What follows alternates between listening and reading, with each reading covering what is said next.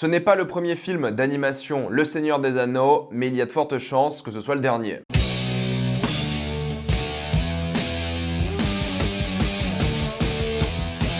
Le Seigneur des Anneaux, la guerre des Rohirrim. Comme d'habitude, jusqu'à la minute indiquée dans le titre de la vidéo, il n'y aura pas de spoilers, vous êtes tranquille, après on va tout spoiler. La guerre des Rohirrim est l'histoire de Hera, une jeune femme qui refuse d'être comme toutes les femmes qu'elle connaît. En effet, elle veut se battre, elle veut prouver qu'elle n'a pas besoin de mari, et c'est là que va commencer une aventure qui va la mêler à plein de batailles différentes. Pour ceux qui ne le savent pas, il y a eu des films Le Seigneur des Anneaux à l'époque, des films des années 70-80, mais là c'est le premier film d'animation dans l'univers de la trilogie des films. Car oui, ce film-là reprend la même esthétique que les films et même la même musique qui revient souvent, on va en parler après. Et le marketing a été fait sur ça, sur la nostalgie, sur le lien au film de l'époque, tout est basé sur ça. C'est un film qui est prévu depuis des années maintenant, il est enfin sorti aujourd'hui et je pense que ça sera un bid, je pense que ça sera un bid critique, je pense que ça sera un bid en termes de spectateurs, je pense que les gens ne vont pas aimer et je pense que ça sera un bid au box-office, d'où le fait que je ne pense pas qu'ils vont en refaire d'autres. Ils vont sûrement se concentrer sur le live action uniquement, mais ils ont tenté, voilà, ils ont fait un truc ici, avec un style d'animation à la fois japonais et en même temps occidental. C'est un peu difficile à expliquer, mais c'est un peu comme ces œuvres, vous savez, genre Castlevania, où c'est clairement inspiré d'animé japonais, mais il y a cette touche occidentale, et quand je dis occidental, je parle Amérique, États-Unis surtout. C'est un peu le même ressenti ici, parce que oui, c'est une collaboration entre Warner Bros Animation et donc Sola Digital Arts, qui est un studio japonais, et le réalisateur est japonais aussi, c'est Kenji Kamiyama, qui a un CV assez impressionnant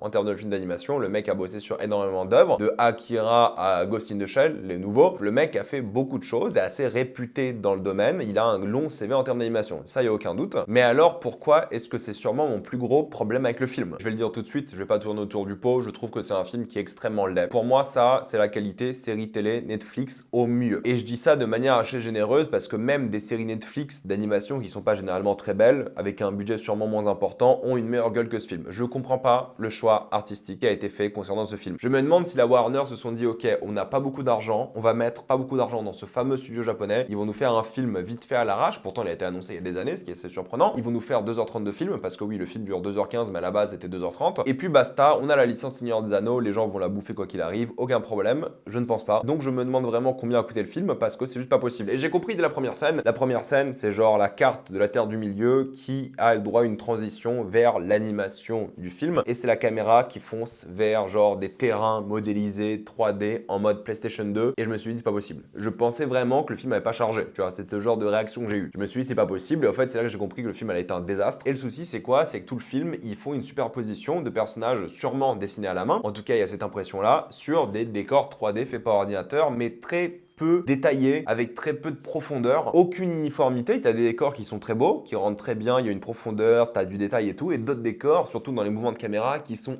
affreux. T'as vraiment cette impression que le film est pas fini quoi. Tout fait cheap à cause de ça, l'intégration des personnages, t'as l'impression que parfois c'est des PowerPoint et ils ont juste collé le personnage en 2D par-dessus et t'as vraiment zéro profondeur, ce qui pour moi gâche beaucoup des scènes. C'est super plat à cause de ça et géographiquement c'est un problème parce que c'est un film avec beaucoup d'action, beaucoup de batailles et si t'arrives pas à te repérer dans la géographie des batailles, si t'arrives pas à te repérer par rapport à tes personnages, s'il y a pas assez de profondeur, du fait que ça est loin, d'échelle, de taille, à quoi ça sert? Essayer de déterminer l'échelle et la distance entre des personnages lors d'une bataille ou d'un lieu, c'est impossible. Et le montage n'aide pas quand ça saute d'un personnage à un autre. Parfois, t'as même l'éclairage qui change d'une scène à une autre alors que c'est littéralement le même endroit. T'as beaucoup de séquences où la caméra va tourner autour de personnages et tu te dis c'est pas possible. Ça tourne déjà avec le motion blur, ok, pas de souci, mais ça va tourner 3 fois autour. Tu te dis mais c'est extrêmement laid. Il y a tout le temps une raison de ce mouvement de caméra, mais il est laid quoi parce que t'as ton personnage en 2D dessiné à la main et t'as ton décor dégueu en 3D derrière et la caméra tourne autour qui rend encore plus dégueu parce qu'avec le motion blur et tout ça va pas du tout quoi. Et le pire c'est que parfois la caméra va être un peu folle, va tourner autour des personnages, surtout autour des animaux, va passer en dessous de certains animaux, genre des chevaux, des éléphants, des choses comme ça. La tentative, c'est de donner cette impression d'échelle, de grandiose, de rapidité, d'intensité. Ça marche pas parce qu'il y a zéro détail, quoi. C'est vraiment laid. T'as aucune idée de la taille des animaux, t'as aucune idée de la perspective de manière générale. Et parfois, t'as des animations de personnages qui sont refaites en boucle constamment. T'as des personnages qui font les mêmes emotes. Et ensuite, t'as des personnages parfois qui parlent et qui s'arrêtent et ils bougent plus du tout.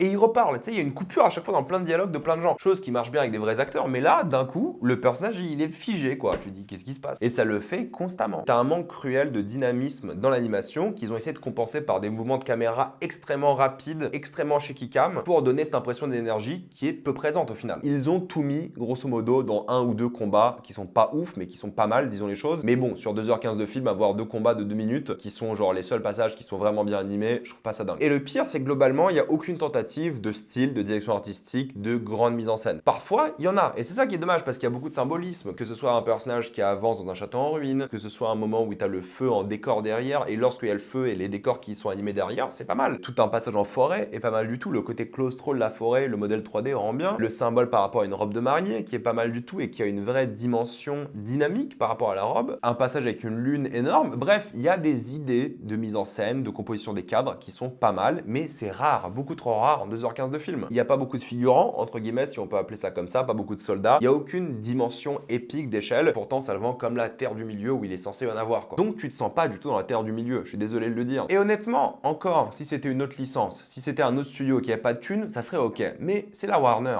c'est le Seigneur des Anneaux, c'est une machine à cash normalement. Et là, sortir un truc qui ressemble à ça, je suis désolé, c'est pas possible. À la limite, si l'animation est pas folle, si la mise en scène n'est pas folle, déjà c'est un gros problème, mais peut-être l'histoire, les personnages sauvent un peu le truc. En théorie, c'est une histoire de vengeance d'un certain Monsieur Wolf qui veut se venger de l'homme qui a tué son père, Helm, et c'est là que cette femme va intervenir, et ça sera majoritairement son histoire de elle qui veut pas se marier à Wolf et des choses comme ça. Pour ceux qui se posent la question, est-ce que c'est un film un peu politique? Pas du tout. C'est excuse après excuse pour avoir des moments épiques, entre guillemets, de bataille et d'action. C'est extrêmement manichéen, et ça me dérange pas, c'est Tolkien, je comprends, mais ça parle pas vraiment de trahison, de complot, de peuple et tout. Non, c'est un film d'action, voyez-le comme ça. Parce que c'est ce que c'est. Et c'est le souci, parce qu'en fait, t'aurais dû plus introduire les membres de la famille, t'aurais dû plus développer les personnages, mais en fait, vu qu'ils enchaînent scène d'action après scène d'action, t'as rarement ces petits moments d'émotion, d'humanité entre les personnages, et lorsqu'il y a de l'action, bah c'est nul. Donc t'as ni des moments émotion, ni d'humanité, ni de développement de personnages, ni de relations intéressantes, de dialogue, et l'action, quand tu la regardes, elle est pas bien. Oui, les gens, lorsqu'ils regardent Le Seigneur des Anneaux, ils aiment le côté bataille, épique et tout, bien sûr, mais lorsque les gens parlent du Seigneur des Anneaux, ils parlent de l'émotion. Ils parlent des moments entre les personnages. Ils parlent de tous ces moments doux et forts qu'il n'y a pas ici et qu'ils n'ont pas réussi à développer ici. Ce qui est problématique, pourtant parfois ils essayent, mais ils prennent pas assez de temps dessus. Et lorsqu'ils prennent du temps dans la seconde partie du film, c'est mauvais, c'est pas inspiré, ils en font pas assez alors qu'ils ont beaucoup de personnages à traiter. Et l'idée de Hera, cette femme qui veut s'émanciper, moi en général j'aime bien cette idée, tu vois, c'est une femme qui veut pas se marier avec le méchant entre guillemets, c'est une femme qui veut pas être reine, qui veut juste partir à l'aventure. Et elle peut pas parce que le système en place ne lui permet pas. Elle aimerait devenir une guerrière, comme ils disent dans le film, une fameuse Shield Maiden, mais elle ne peut pas parce que le système ne lui permet pas, et c'est la thématique du film, c'est elle qui veut s'émanciper, c'est un peu cette thématique féministe d'elle qui veut être une femme plus libre. Et je vous jure que j'ai détesté aucun personnage en soi, mais j'ai détesté l'écriture de beaucoup de personnages, parce que je n'ai apprécié aucun personnage non plus. Donc j'ai suivi 2h15 de film, de personnages qui m'intéressaient pas du tout, j'ai rien senti pour eux, je me suis pas du tout attaché à eux, parce que ou c'est des clichés inintéressants, ou ils ont pas assez développé les relations entre eux pour créer une vraie émotion. Et Hera, c'est l'exemple parfait. Hera ne fait quasiment rien dans le film. J'exagère un petit peu quand je dis ça, mais elle fait penser un peu à Mad Max. Vous savez, Max dans ses films, il fait des trucs, mais pas beaucoup. Max n'est pas le personnage principal de son film. Là, Hera, elle ne l'est pas non plus, j'ai l'impression. Pourtant, elle aurait dû l'être. Mais limite, elle est plus spectateur des accomplissements de Helm, son père. Et ça, pour moi, c'est problématique. Dans cette œuvre-là, qui se base sur elle, cette transmission d'héritage, et en même temps, l'idée qu'elle soit une guerrière et tout, ne pas la voir briller dans le film, je trouve que c'est assez raté. Et c'est pas comme si elle a le droit à une belle évolution. Tu vois, c'est une guerrière au début et à la fin du film. Ça n'a rien changé pour elle. Le plus développé, c'est le père, qui est peut-être aussi le plus détestable, mais tu le comprends, il a le plus de développement de personnage par rapport à sa fille, par rapport à ses fils, par rapport aux gens qui l'entourent. C'est lui le personnage principal du film et c'est celui sur lequel tu connais le plus de choses. Malheureusement, Brian Cox se donne à fond, il est génial, j'adore cet acteur, mais l'animation ne le montre pas, quoi. Le mec, il fait des speeches, il se donne à fond, mais l'animation, n'est pas au niveau, quoi. Donc ça marche pas. C'est excuse après excuse pour des scènes d'action moches, sans moment touchant, sans moment émouvant. Évidemment, ils veulent toujours attacher ça à des personnages du Seigneur des Anneaux. Ils passent constamment la musique du Seigneur des Anneaux, il y a quasiment aucune composition originale, t'as l'impression. Il y en a quelques-unes, mais ils se reposent trop sur celle du Seigneur des Anneaux. Et il y a une sorte de narration qui raconte l'histoire d'Hera comme si c'était une légende, et au final, quand quand tu vois le film, t'as pas l'impression qu'il a gagné ce statut de légende et tu dis bon bah ok, sans plus quoi. Donc pour conclure, c'est très laid, c'est mal écrit et trop ambitieux pour les moyens qu'ils ont. Et ça c'est un peu dommage. En réalité, ce que ce film aurait dû être, c'est une petite aventure, un peu plus émouvante, mais ils ont voulu jouer la case grandeur épique, mais ils ont pas les moyens pour ça quoi. Les personnages te laissent indifférent, il y aura aucun moment touchant. Il y aura même des moments risibles qui gâchent d'ailleurs certaines séquences émotions. Il y a eu quelques rires dans la salle et je peux comprendre. Ces 2h15 d'ennui me concernant, c'était assez bancal. Et je pense vraiment que personne va s'en rappeler. Je suis désolé de le dire. Donc pour moi, c'est pas vraiment une recommandation, même si vous adorez le Seigneur des Anneaux, comme moi.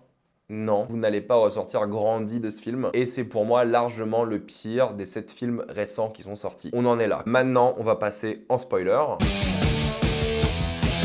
Même le début, vous savez, avec le fameux personnage Fresca, je crois il s'appelle, le méchant, il emote toujours de la même manière. Il se prend un coup et il meurt comme une grosse merde. Du coup, c'est une excuse pour son fils de vouloir se venger, parce que son fils Wolf, c'est une sorte de gros incel qui n'a pas le droit à la femme qu'il veut. Et en même temps, il veut venger son père et rien lui réussit. C'est un mec qui a pas d'honneur. C'est un mec un peu détestable, un peu charismatique dans le design et la voix, mais c'est un antagoniste classique Tolkien qui est fondamentalement méchant. Je regrette un peu que ce soit plus politique. Je pense que ça aurait été intéressant de parler un peu plus de trahison, de ces choses-là, mais il passe très vite ce qui est un peu dommage. Ils auraient dû jouer un peu plus la case politique, mais je pense qu'ils voulaient vraiment le faire en mode enfant. Même avec la violence, on le voit, hein, il y a quasiment pas de violence, il y a quasiment pas de sang, parce qu'ils veulent que ce soit un film pour les enfants aussi, je pense. Mais je suis désolé, hein, Wolf et Hera, c'est complètement raté. Pourtant, il y avait tout à faire hein, entre eux qui étaient amis d'enfance, voire crush d'enfance, quoi. Ils s'aimaient beaucoup apparemment quand ils étaient petits. En tout cas, lui, il aimait beaucoup. Ils ont pas beaucoup de moments ensemble où ils discutent, où tu ressens l'émotion, où t'aurais dû voir en fait que ce combat aurait dû faire du mal émotionnellement à Hera. Et c'est la seule scène d'action vraiment bien foutue. Leur petit combat là de 2 minutes, mortel en termes d'animation, bien filmé, des idées et tout, c'était pas mal. C'était pas exceptionnel, mais c'était bien, tu vois. Ça changeait du reste du film. Mais ils ont raté l'émotion qu'ils auraient pu faire derrière entre une femme qui aurait pu vouloir venger sa famille et qui refuse quand même de le tuer à la fin, sauf quand elle a plus le choix, entre un homme qui veut venger son père et marier quelqu'un de force. Mais ils ont complètement raté le climax émotionnel de cette scène de loin. La deuxième scène d'action avec l'éléphant, je trouvais catastrophique. Dans la plaine, l'animation, j'avais l'impression que c'était un projet étudiant pas fini. Je suis désolé, hein, je suis méchant. Mais en forêt, c'était bien. Il jouait avec la taille de l'éléphant, il était caché dans les arbres, il jouait avec le chrono du kraken. C'était pas mal du tout en réalité, mais dans les plaines, que c'était laid, tu comprenais pas les distances, ça allait pas du tout. Mais le reste en forêt, il y avait un peu de dynamisme et tout, il jouait avec la géographie de la scène, c'était pas mal. Mais ça qui est frustrant, c'est que t'as des séquences qui sont pas mal, puis t'enchaînes avec elle qui s'échappe du campement d'Isengard de manière trop simple, il y a pas beaucoup de soldats, t'as l'impression, c'est rushé comme pas possible, juste pour avoir des scènes d'action constamment, qu'on est déjà à 3 scènes d'action en même pas une demi-heure. Et pareil pour la bataille de Helm, hein, je suis désolé, elle est complètement ratée, entre l'esthétique, tu comprends rien, où sont les gens, comment ça se passe. Là où tu comprends un peu mieux, c'est quand les éléphants sont dans la ville, parce que tu peux un peu comprendre la taille des éléphants, les bâtiments et te repérer, mais le reste, entre les frères qui sont parfois au même endroit, parfois pas, le père, la fille, l'évacuation, tu sais pas si tout s'est bien évacué et tout. Il y a plein d'éléments que tu es censé suivre, et ils arrivent pas à te les faire suivre convenablement, quoi. Et je suis désolé, hein, ça fait vraiment bataille 50 versus 50, c'était un peu pathétique, quoi. Et c'est ces moments-là qu'ils auraient dû avoir entre les scènes d'action, genre Helm qui est têtu par rapport à sa fille, elle va se marier, elle va partir au Gondor et des choses comme ça. Il y a très peu de ça, quoi, au final. Il y a tout un aspect musical qu'ils ont jamais utilisé par rapport à l'un des frères qui faisait de la musique et tout, qui est très peu utilisé, quoi. Il y a toute cette séquence où ils veulent enlever la bannière des Shield Maiden, mais elle ne veut pas parce qu'il y en a encore une parmi elles et tout. Pourquoi tu n'utilises pas un peu le mythe de ces Shield Maiden un peu plus et des choses comme ça, quoi. Utilise cette inspiration de cette femme qui va inspirer les gens par la suite, mais Hera n'inspire pas les gens. J'aurais bien aimé voir des scènes où les gens sont inspirés par elle et qu'elle devienne leader vraiment par le fait que, en plus d'être justement l'héritière génétique, disons, biologique, il y ait des scènes où les gens l'apprécient encore plus, quoi. Et puis dès qu'on arrive au gouffre de Helm, je suis désolé, mais c'était rompiche.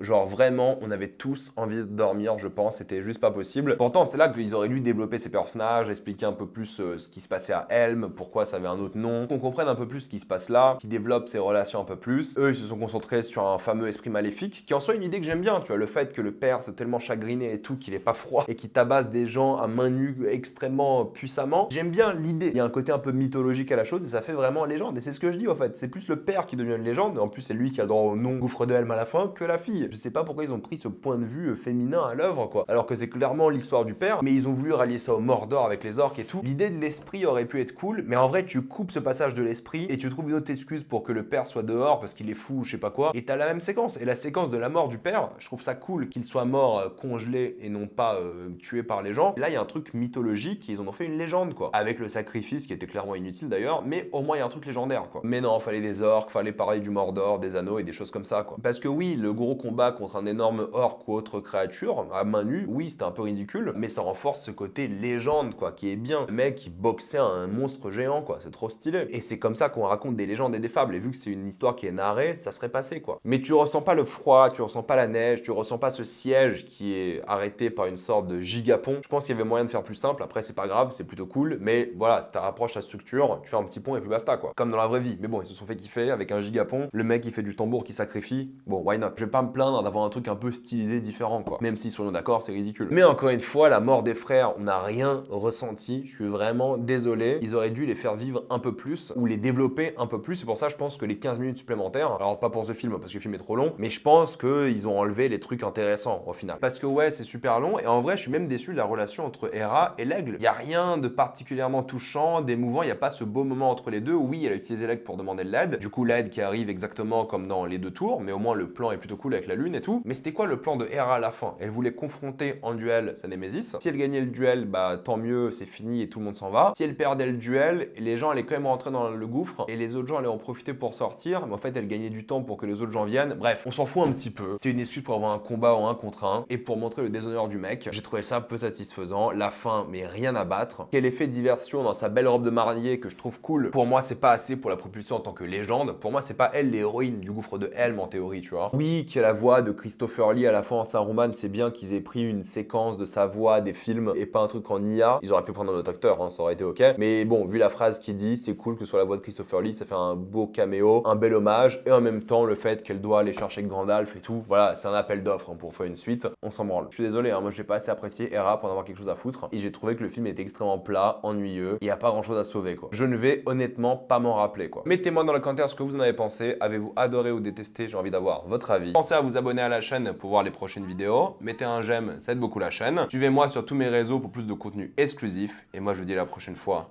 Salut à tous.